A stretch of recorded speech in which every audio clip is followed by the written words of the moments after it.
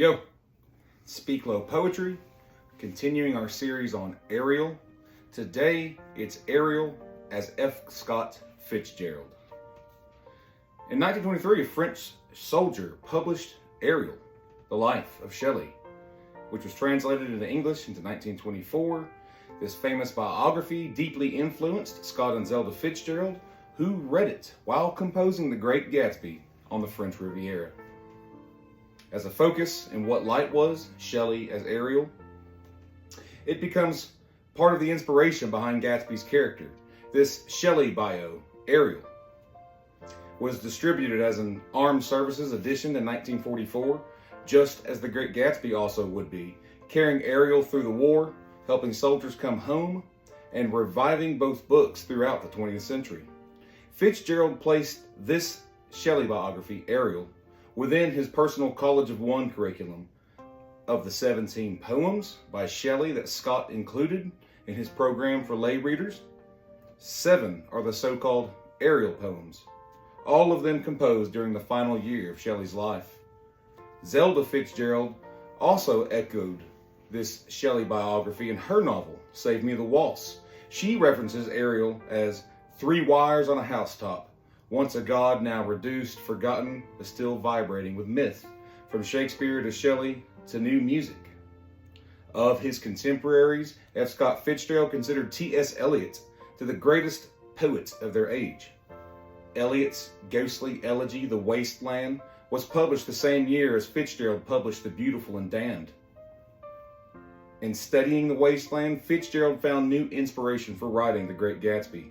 Ariel's echo can be heard throughout the wasteland, its haunting fear of death by water, its mythic collapse, and potential resurrection.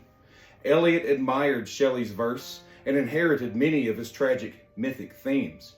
Petronius's Trimalchio, central to Fitzgerald's early Gatsby drafts, also fascinated both Shelley and Eliot in their own writings. Between 1927 and 1931, 5 of Eliot's poems were selected as the annual Ariel poems, pamphlets published by his publisher, which were not published together until 2014. Eliot's poems, revered by Scott, reflect the continuation of the Ariel spirit of Shakespeare and of Shelley, poetry of spiritual wonder, flight, and elegy.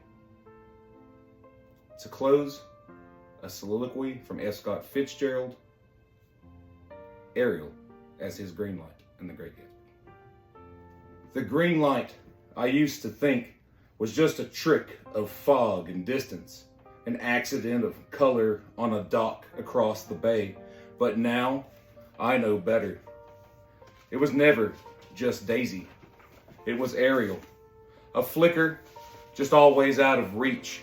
Not a woman, not even a dream, but something finer, something wind-born, the soul of yearning itself. I see now that Ariel was there from the start, whistling through Gatsby's silk shirts, dancing in the shimmer of his parties, vanishing before he could even catch her.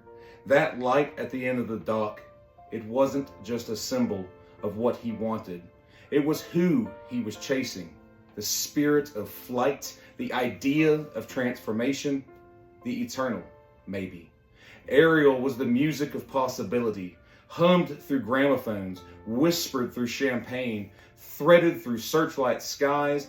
Gatsby believed in that light, not in its substance, but in its promise, its shimmer. He didn't want Daisy, not really. He wanted what she used to mean, what she had once echoed, and in the green light, he mistook that echo for a destination. But the green light was Ariel, laughing, vanishing, free. Like Shelley's boat, like Zelda's last dance, like Sylvia's horse will be, like a line from a poem that you cannot quite remember, but that you feel all the same, burning somewhere in the marrow. The great error was thinking Ariel could be touched, that a spirit might be made flesh and stay that way. But we keep reaching, don't we? The tragedy and the triumph. So I wrote him a lighthouse. I gave him green flame. I made him reach and reach because I knew he wouldn't stop. because none of us do. We are boats, each of us, haunted by song and smoke, chasing lights that were never meant to hold us. And maybe that's the only thing worth writing about.